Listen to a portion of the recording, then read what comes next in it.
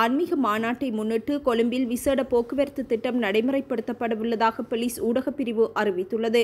போரா ஆன்மீக மாநாடு எதிர்வரும் 7ஆம் திகதி முதல் 16ஆம் திகதி வரை பம்ளப்பிட்டி போரா பள்ளிவாசல் மற்றும் இலங்கை கண்காட்சி மாநாட்டு மண்டபத்தில் நடைபெறவுள்ளது. இம்மாநாட்டிற்காக இந்தியா உள்ளிட்ட பல நாடுகளில் இருந்து சுமார் 15,000 போரா சமூகத்தினர் நாட்டிற்கு வருகை தந்துள்ளனர்.